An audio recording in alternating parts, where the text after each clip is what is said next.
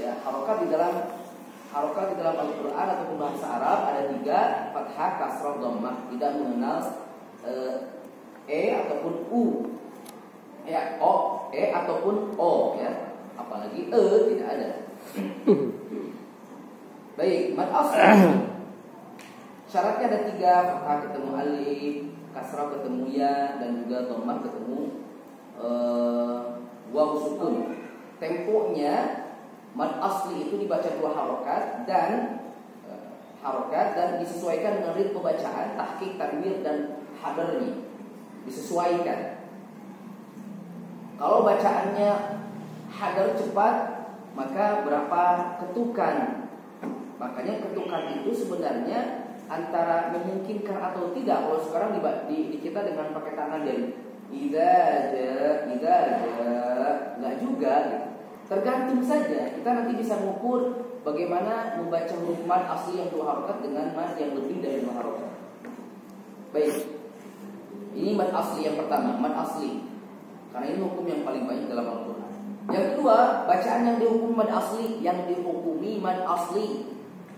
Secara hukum bacaan dia sama dengan mad asli, tetapi dari sisi penamaan dia berbeda. Yang pertama mad iwad. Iwad artinya pengganti. Menurut istilah adalah berhentinya bacaan pada tanwin, bacaan ataupun berhentinya bacaan pada huruf yang terakhirnya tanwin di akhir kalimat ataupun di akhir bacaan. Ataupun yang kedua, ketika ada hamzah fathatain yang berhenti bacaan di hamzah itu. Hamzah fathatain. Contoh, azizan hakiman dibaca azizan hakima. Maka untuk mengingat ini hukumnya apa, mungkin cara baca kita tahu ini dibaca panjang. Tapi untuk mengingat apa hukumnya, perlu kita ingat-ingat lagi namanya apa ya. Sebut saja pengganti, karena alif. Kenapa disebut mad iwad? Karena dia pengganti. Apa yang mengganti? Apa yang menjadi pengganti? Penggantinya itu adalah alif yang menggantikan harokat fathatain supaya mengingat hukum.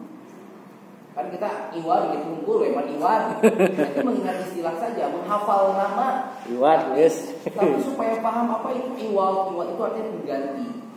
Pengganti apa? Apa yang mengganti dan apa yang diganti? Yang mengganti itu adalah alif. Makanya fathatain ini selalu ada alif. Tidak seperti kasratain dan dhammatain. Dhammatain, kasratain tidak memiliki tambahan huruf. Tadi fathatain kan ada alif, cocoknya memang fathah dengan alif. Nah, kenapa sekarang dhammatain tidak ada waw misalnya, ataupun tidak ada kasratain, tidak ada ya? Karena memang ketika dia berharokat in dan un, ketika ini waqaf dibaca sukun, makanya tidak ada tambahan huruf. Sehingga tidak boleh azizun hakimun jadi azizun hakimu. Karena tidak ada yang mengganti tanwin itu menjadi panjang. Kalau fathatain kan ada. Makanya sebagian pembaca dia ragu membaca azizan hakiman. Dia mau panjang kok alifnya dibaca. Tapi juga tanwin dibaca nggak boleh, harus salah satu. Kalau ingin tanwin dibaca maka kita bahasanya wasol, alif tidak berfungsi. Tapi kalau waqaf maka tanwin tidak berfungsi, yang berfungsi adalah alif. Ini mad iwad. Yang kedua mad silah qasirah. Mad silah qasirah untuk mengetahui dia panjang atau tidak. Ini kan mad, bacaan mad panjang. Untuk mengetahui bacaan ini dibaca panjang, lihat sebelum apabila hak dhamir berharokat kasrah atau dhammah. Ini salah. Apabila sebelum hak dhamir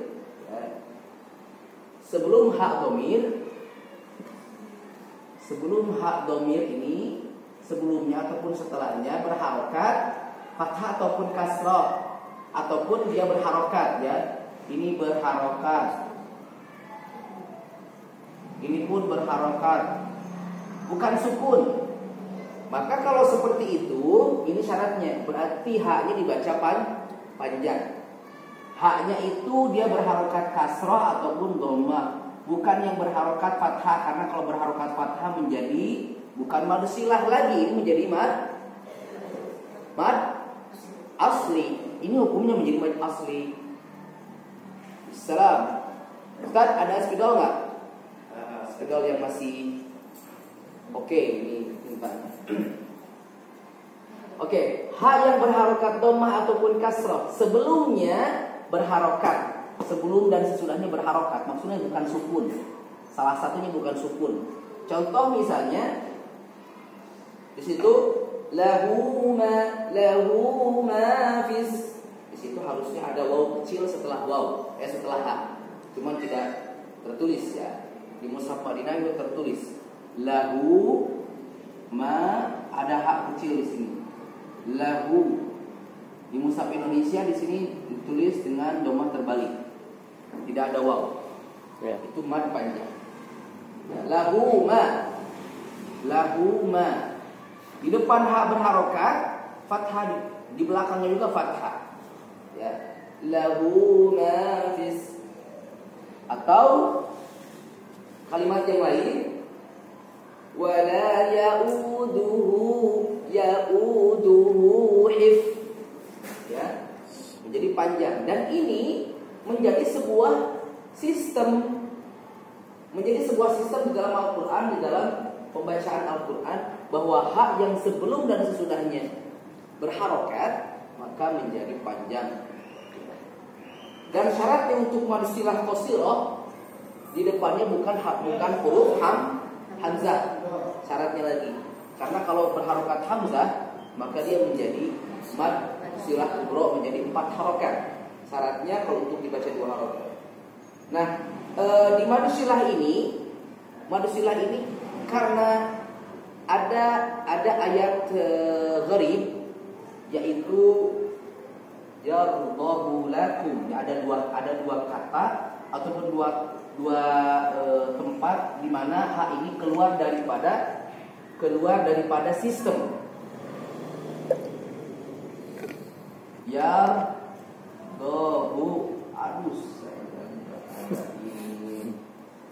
mana Ustaz? Ada nggak Ustaz?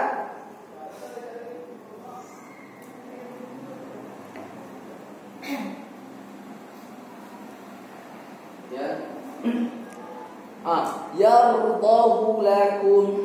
Arti ayat apa itu yardahu lakum? Ya. Cuman ayat itu yang dibaca pendek.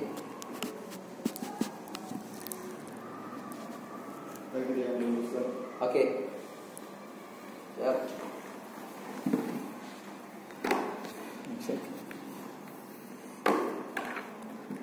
Yardahu. Oke, di ayat di surat Az-Zumar, ya. Di surat Az-Zumar ayat 6 Allah mengatakan wa in tashkuru yardahu lakum. Yardahu lakum. Hu harusnya dibaca yardahu la. Yardahu la. Sebelum dan sesudahnya berharokat fathah. Yardahu tudha. Yardahu lakum, dia berharokat fathah la. Harusnya yardahu lakum, harusnya. Tapi dia termasuk daripada ayat gharibah, dia dibaca pendek ya. Semuanya sebelum dan sesudahnya ketika berharokat maka ha, hu ataupun hi-nya maka menjadi panjang. Fihi misalnya, dia menjadi pendek karena sebelumnya berharokat sukun. Dzalikal kitabu la raiba fihi hudal lil muttaqin. Sudah menjadi sistem dalam lidah kita, itu dia menjadi pendek. Dan sudah menjadi sistem dalam lidah kita, ketika sebelum dan sesudahnya ini berharokat maka dia menjadi panjang. Lahu ma apa lagi? Wala ya'uduhu hifdhuhuma. Wa kaifa ta'khudunahu wa qad afdha. Ta'khudunahu wa qad, ya. Ada juga ayat yang lain yang gharibah, ada 2 saya katakan tadi. Pada saat sebelumnya berharokat sukun, kalau yang tadi harusnya berharokat panjang, yardahu lakum. Tapi ini harusnya dibaca pendek, malah dibaca panjang. Ayatnya di ayat apa itu? Kebalikannya ya. Kebalikannya kalau sekarang. Ya, harusnya dibaca pendek tapi dibaca panjang sekarang karena sebelum h ini, sebelum hi ini berharokat sukun. Adanya di ayat apa kira-kira? 1. Adanya di surat Al-Ahzab, surat Al-Furqan, surat Al-Furqan.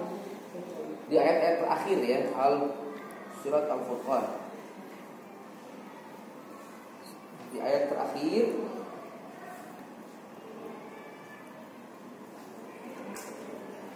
Allah mengatakan wa yakhlud fihi muhana di ayat 68. Ayat 69 Allah mengatakan yudha'af lahul 'adzabu yaumal qiyamati wa yakhlud fihi muhana. Ayat 69 ya. 9. Fihi hi di situ. Fihi di situ, hi-nya dibaca panjang atau pendek? Fi baca panjang. Dibaca panjang dan ada tanda juga hi-nya di situ panjang kan? Surat Furqan.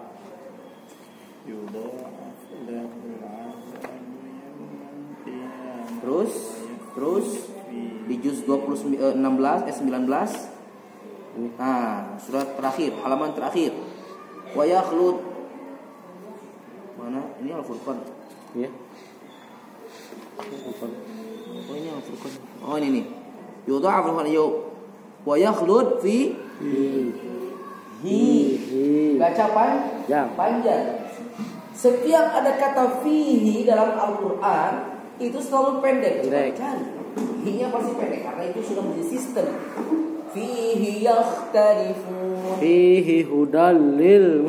Fihi hudallil muttaqin atau wa ma yughni anhu maluhu. Ya. Ini masuk gharib juga. Ini gharib. Gharib. Ya, ayat-ayat gharibah. Aneh. Khawatir lidah kita sudah membaca, sudah terbiasa. Yudhaf lahul 'adzabu yaumal qiyamati wa yakhlud fihi muhana. Fihi muhana ya. Kan nyamannya begitu. Fihi muhana, tapi diingat bahwa di situ ayat yang berbeda, keluar dari sistem dibaca panjang mad asli ataupun mad silah. Baik, berikutnya mad tabi'i harfi, dihukumi mad tabi'i harfi.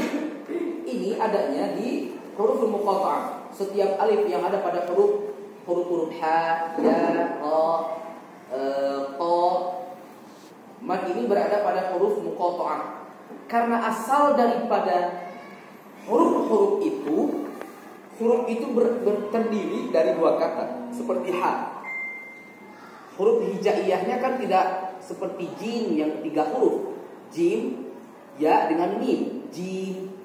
Tapi itu huruf alif, ba dua kata, ba dengan alif, ta begitu pula ta dengan alif, fa dengan alif ya. Begitu pula ha dengan alif, jadi panjang mad asli ha. Maka dihukumi dengan mad tabi'i harfi, 1 huruf. Memang tidak terlihat di situ alifnya, tetapi kita tahu bahwa itu ada huruf yang tersembunyi di situ. Seperti mim, ada huruf-huruf yang tersembunyi. Diingati itu ada huruf hijaiyah. Huruf hijaiyah kalau dirincikan mim ya dengan mim. Kaf itu alif terus kemudian fa. Qaf alif dengan fa dan seterusnya. Maka dihukumi dengan mad tabi'i harfi namanya. Mad tabi'i karena panjang tabi'i. Secara tabi'i itu artinya apa? Tabi'ah, natural. Tabiat, natural. Harfi 1 huruf. Makanya untuk mengingat ini hukumnya apa? Ya. Nanti misalnya pada saat ujian ini ha hukumnya apa? Saat ujian. Nun, mim hukumnya apa? Mim hukumnya apa? Ha hukumnya apa jadinya? Mad tabi'i harfi. Mim lazim Oke. Mim itu insya Allah nyampe nanti ya.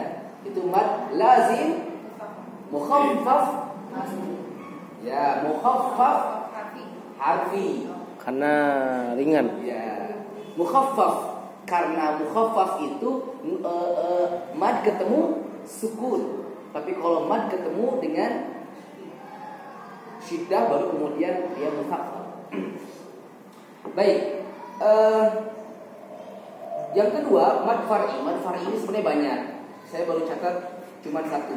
Mad far'i itu selain daripada yang dua harokat. Mad far'i ada mad wajib, mad jaiz, dan juga mad silah tawilah. Ini sama hukumnya. Apa? Mad bertemu dengan hamzah dalam, ya bisa dalam satu kata atau bisa dalam dua kata. Intinya mad bertemu hamzah, itu aja.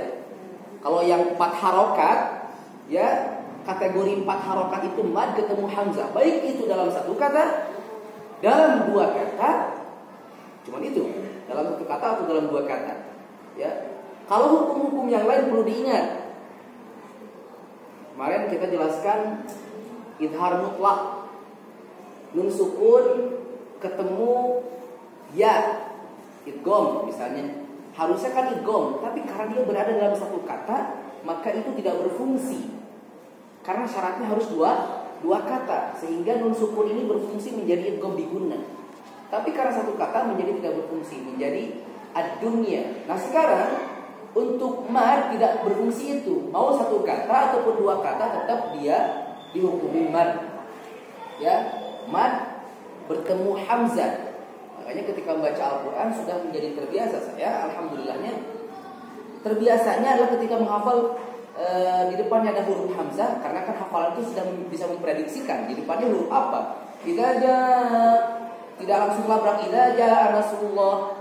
Kalau tilawah mungkin bisa saja, tapi kalau hafalan kan sudah bisa memprediksikan di depannya huruf hamzah setelah mad. Ya.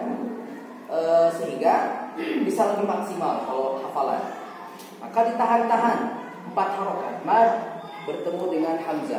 Kalau mad silah tawilah mad silah tawilah, hak dhamir yang tadi syaratnya di depan ataupun sebelum dan sesudahnya berharokat, ditambah lagi syarat berikutnya adalah di depan hak dhamir itu ada hamzah saja, maka menjadi 4 harokat. Contoh idza jaa nas, itu sudah 4 harokat. Ketika kita bisa membedakan antara mad asli dengan mad yang lebih daripada 4 harokat, kalau saya membiasakannya bukan dengan ketukan ya, tetapi mengukur saja gimana rasanya beda antara 2 dengan 4 sesuai dengan ritme. Kalau ritme misalnya bacaan dengan hadar, a'udzu billahi minasyaitonir rajim, bismillahirrahmanirrahim, idza jaa nasrullahi wal fath, idza jaa nasrullahi, itu sudah cukup. Kalau murattalnya bismillahirrahmanirrahim, idza jaa nasrullah, sesuai dengan ritme bacaan. Begitu pula mad asli. Baik. Oke. Terus kemudian tadi mad fardi itu ada 3, nanti ada lagi yang lebih daripada 4 harokat, yaitu mad lazim. Saya langsung sampaikannya di sini secara langsung ya. Mad lazim itu 6 harokat. Untuk mengingatnya ada musaqqal, ada mukhaffaf. Mad lazim, kita rincikan nama penamaan hukum ini. Mad artinya panjang, lazim sama dengan wajib sebenarnya. Lazim itu sama dengan wajib, artinya dari sisi pembacaan harus berapa harokatnya itu wajib dibaca. Wajib juga sama, mad wajib. Wajib berapa harokat? 4 harokat, artinya wajib dibaca 4 harokat. Pasangan daripada mad wajib, mad jaiz, artinya bacaannya boleh dibaca 4, boleh dibaca 2. Sekarang mad lazim. Lazim itu sama dengan wajib maknanya. Cuma dari sisi istilah lazim ini khusus untuk yang 6 harokat. Lazim wajib dibaca 6 harokat. Mad lazim musaqqal kalimi. Musaqqal artinya berat, ya, thaqil. Di dalam pengucapan thaqil. Definisi daripada taklil apa di dalam bacaan ini? Mad bertemu huruf yang bertasydid. Ha wa hajja, beratnya di situ. Beratnya ada di tasydid. Kalimi apa kalimi? Dalam satu kalimat. Kalimat itu maksudnya dalam satu kalimat. Haja. Kalimat itu apa? Kalimi maksudnya. Bukan kalimat dalam bahasa Indonesia. Kata maksudnya. Mutsaqqal kalimi artinya dalam satu kata. Adanya. Wahajahu huruf hukuman bertemu dengan bertemu dengan tasydid, baik itu ya, baik itu dalam satu kata ya.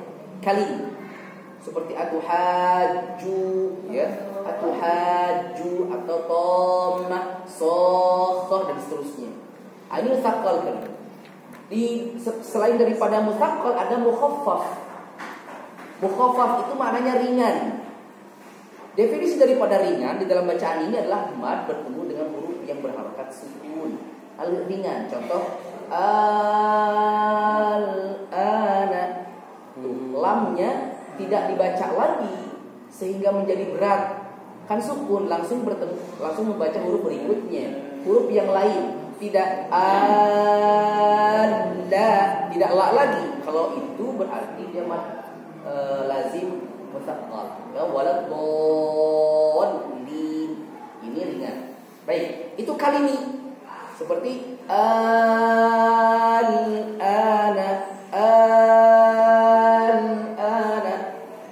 Untuk membiasakan ini harus banyak menahan-nahan bacaan supaya porsinya benar pas.